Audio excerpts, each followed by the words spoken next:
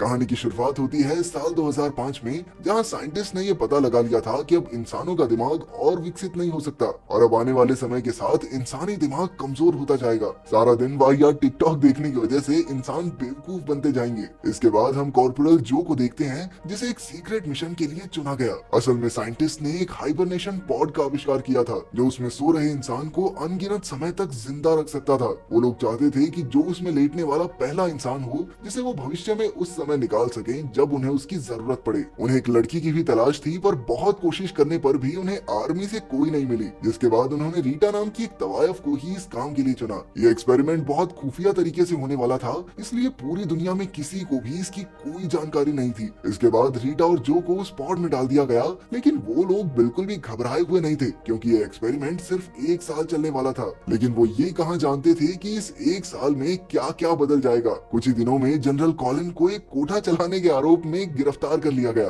और उस पागल ने किसी को भी इस एक्सपेरिमेंट के बारे में बताया भी नहीं। जो और रीटा को चुना भी इसलिए गया था क्योंकि उनके आगे पीछे उनकी चिंता करने वाला कोई नहीं था। किसी और को इस एक्सपेरिमेंट में इंटरेस्ट था नहीं, तो धीरे धीरे सभी लोग इसके बारे में भूल गए। साथ ही उस लैब को भी तोड़ दिया गया जिसमें जो और रीटा अपने अपने पॉड्स में सो रहे थे, और धीरे धीरे समय के साथ उनके पॉड्स कूड़ेदान में पहुंच गए। जैसे जैसे समय बीतता गया तो साइंटिस्ट के कहे मुताबिक इंसान का IQ लेवल नीचे गिरता गया और सभी इंसान निहायत ही बेवकूफ हो गए थे। लोगों को साइंटिस्ट से उम्मीद थी कि कुछ तो करेंगे ये, लेकिन दुनिया के साइंटिस्ट भी झड़ते बालों का इलाज करने में लगे थे। लगता है जॉनी भैया को प्रेसिडेंट बना दिया इन्होंने। अब इंसानों का बेवकूफ होना एक बिल्कुल आम सी बात थी, और अगर सभी लोग बेवकूफ हो गए तो क्या ही गोल खिलाएंगे। इंसान के घटते दिमाग के साथ साथ दुनिया से साफ सफाई भी कहीं दूर चली गई। चारों तरफ कूड़े के बड़े बड़े पहाड़ बने हुए थे। ठीक 500 साल बाद एक दिन अचानक इनमें से एक कूड़े का पहाड़ टूट गया। शहर में मानो कूड़े का सैलाब सा आ गया, और इसी बीच जो का हाइबरनेशन पॉड फ्रीटो नाम के एक आदमी के घर में पहुंच गया।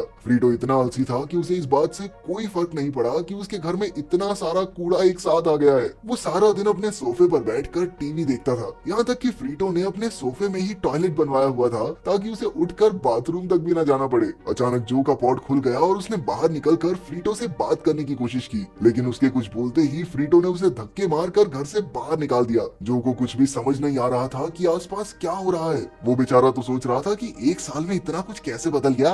यहाँ तक कि लोगों के बात करने की भाषा भी अब काफी हद तक बदल चुकी थी। वो सभी अब काफी हद तक बंदरों की तरह बात करने लगे थे।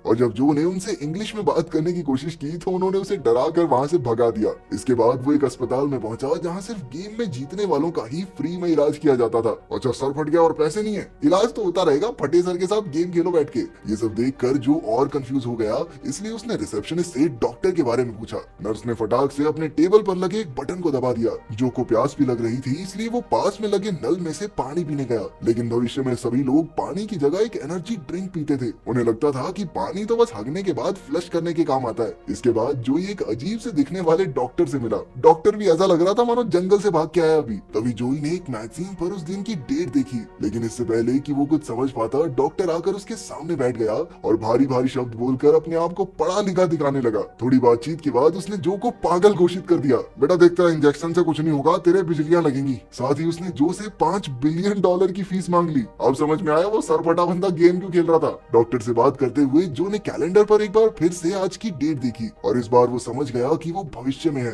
वो पिछले 500 साल से उसी पॉड में सो रहा था। भविष्य में देश के हर नागरिक के हाथ में एक टैटू होता था, जिसे स्कैन करने पर उसकी सारी जानकारी निकाली जा सकती थी। डॉक्टर ने जो से उसके टैटू के बारे में पूछा। जो के पास ना टैटू था ना पैसे, तो वो जल्दी से वहाँ से भाग लिया। बाहर जाकर अपने आसपास देखने पर उसे यकीन हो गया कि वो फ्यूचर में पहुंच चुका है। उसका देश पूरी तरह बदल चुका था। इकोनॉमी घाटे में थी, हर तरफ गंदगी, और देश की सबसे फेमस फिल्म का नाम एस था, जिसमें कुछ खास नहीं, बस 90 मिनट के लिए एक आदमी का पिछवाड़ा दिखाया जाता जो कभी कभी पादता भी था। जो ने पूरा दिन तो निकाल लिया, पर रात को पुलिस ने उसे बिना टैटू के घूमने की वजह से अरेस्ट कर लिया, और कोर्ट में बदकिस्मती से फ्रीटो ही उसका लॉयर निकला। फ्रीटो वकील तो था, लेकिन उसे केस लड़ना नहीं आता था, इसीलिए वो अपने ही क्लाइंट का मजाक उड़ाकर जज को हंसा हंसा के अपनी तरफ करने की कोशिश कर रहा था। लेकिन जज भी उतना ही बेवकूफ था जितने बाकी सब। उसने जो को दोषी करार करते हुए जेल भेज दिया। उधर रीटा भी पॉड से निकल चुकी थी और उसे ये भी नहीं पता था कि वो भविष्य में है, इसलिए उसने कई बार अपने बॉयफ्रेंड को फोन करने की कोशिश की। जो को जेल भेजने से पहले टैटू बनाने वाली मशीन के सामने बैठाया गया, जहाँ उससे उसका नाम पूछा गया, लेकिन जो ने कहा कि उसे नहीं पता ये सब क्या चल रहा है, इसलिए कंप्यूटर ने उसका नाम नॉट श्योर यानी पता नहीं लिख दिया। इसके बाद उसका एक IQ टेस्ट हुआ जो उसने बड़ी ही आसानी से पास कर दिया, और इतना ही नहीं, उसकी इस दुनिया में सबसे ज्यादा IQ थी, जो समझ गया था कि वो इस दुनिया का सबसे इंटेलिजेंट इंसान है। इसलिए उसने जेल पहुंचने पर गार्ड से कहा कि उसकी रिहाई का दिन तो आज ही है। वहाँ गार्ड्स इतने बेवकूफ थे कि उन्होंने उसे बिना कोई सवाल किए जाने दिया, लेकिन जेल से निकलते वक्त कैमरों में उसकी वीडियो जरूर बन गई। वो फिर भी किसी तरह वहाँ से निकलने में कामयाब रहा, जो जेल से भागकर सीधा फ्रीतो के घर गया, क्योंकि उसे इस दुनिया में नहीं रहना था। उसने हिसाब लगाया कि पिछले 500 साल में किसी न किसी ने तो टाइम मशीन जरूर बनाई होगी। इस पर फ्रीतो ने उसे बताया कि म्यूजियम में एक टाइम मशीन नाम की चीज रखी हुई है, पर उसने जो की कोई मदद करने से साफ इनकार कर दिया। जो ने अपने दिमाग का इस्तेमाल करते हुए फ्रीतो को बड़ी आसानी से बेवकूफ बना दिया और कहा कि उसकी मदद करने के बदले वो उसे 2005 में जाकर $8 बिलियन देगा। तभी पुलिस भी वहाँ पहुंची, लेकिन वो दोनों सही समय पर टूटी हुई खिड़की से भाग गए। रास्ते में वो रीटा से मिले और उसे भी अपने साथ गाड़ी में बैठा लिया। रीटा को 100 बार बताने पर भी उसे विश्वास नहीं हुआ कि वो 500 साल आगे आ गए हैं। उसे तो बस ये चिंता सता रही थी, मेरा बॉयफ्रेंड फोन नहीं उठा रहा, उसने कोई दूसरी लड़की तो नहीं पटा ली। म्यूजियम पहुंचने पर जो अपना टैटू छुपाना भूल गया, जिस वजह से वहाँ मौजूद स्कैनर ने उसे स्कैन कर लिया और पुलिस को तुरंत उसकी लोकेशन का पता चल गया। किस्मत से पुलिस के आने से पहले ही वो गाड़ी छोड़कर भाग गए। फ्यूचर में पुलिस कुछ ज्यादा बातचीत करने में विश्वास नहीं रखती थी। पुलिस और जनता ने मिलकर बिना बात ही उनकी गाड़ी में आग लगा दी। इनमें से किसी को पता नहीं है ये क्यों कर रहे हैं ऐसा, बस मजा आ रहा है तो कर रहे हैं। इसके बाद फ्रीतो उन दोनों को भविष्य के सबसे बड़े ट्रेड सेंटर में लेकर गया। उन्हें वहाँ से एक मेट्रो लेकर म्यूजियम जाना था। मेट्रो पर चढ़ने से पहले रीटा ने बाथरूम जाने को कहा और तभी एक बार फिर से जो का टैटू स्कैन कर लिया गया, लेकिन इस बार पुलिस ने तुरंत आकर उसे अरेस्ट कर लिया। लेकिन उसे इस बार जेल नहीं, सीधा व्हाइट हाउस ले जाया गया, जहाँ उसे देश का प्रेसिडेंट कोमोचा मिला। पूरी दुनिया में सबसे तेज दिमाग होने की वजह से उसे US सेक्रेटरी ऑफ इंटीरियर बना दिया गया। इसके बाद प्रेसिडेंट ने ऐलान किया कि जो ही देश के खाने की कमी को खत्म करेगा, अगर उसने ये परेशानी दूर कर दी तो उसकी सजा माफ कर दी जाएगी, लेकिन अगर वो नाकामयाब रहा तो बेटे गेम कर देंगे तेरी। इसके बाद जो को एक मीटिंग में बुलाया गया, जहाँ उसे साबित करना होगा कि वो दुनिया का सबसे समझदार आदमी है। उसने तो बस अपनी बातों में थोड़े भारी भारी शब्द डाल दिए, जिन्हें सुनते ही सभी मिनिस्टर उससे इम्प्रेस हो गए। अरे भैया क्या बोलता भैया, एकदम मजा आ गया, वाह। दरअसल अब खेतों में कुछ पैदा होता ही नहीं था और इसी वजह से खाने की इतनी दिक्कत थी, लेकिन जो को अपनी टाइम मशीन ढूंढने में ज्यादा इंटरेस्ट था। तभी फ्रीतो ने उसे टाइम मशीन तक पहुंचने का मैप बना कर दिया, लेकिन वो भी इतना बेवकूफ था कि उसने मैप में बस एक आड़ी टेढ़ी लाइन बना रखी थी। खेतों में जाकर जो को पता चला कि किसान फसल उगाने के लिए भी उसी एनर्जी ड्रिंक का इस्तेमाल कर रहे थे जिसे वो पानी की जगह पिया करते थे। उसने तुरंत ही सरकार से खेती के लिए पानी इस्तेमाल करने को कहा, लेकिन इस तरीके से किसी ने उसकी बात नहीं मानी, जिसके बाद उसने सबसे झूठ कहा कि वो पेड़ पौधों से बात कर सकता है और वही बोल रहे थे कि उन्हें ये ड्रिंक का टेस्ट पसंद नहीं है, थोड़ा पानी पूनी दिया करो उनको। ये रूल अप्लाई होते ही उस एनर्जी ड्रिंक के स्टॉक्स धड़ाधड़ नीचे गिर गए, जिस वजह से एक ही दिन में देश की आधी जनता बेरोजगार हो गई। दूसरी ओर इतने दिन से पानी इस्तेमाल करने के बाद भी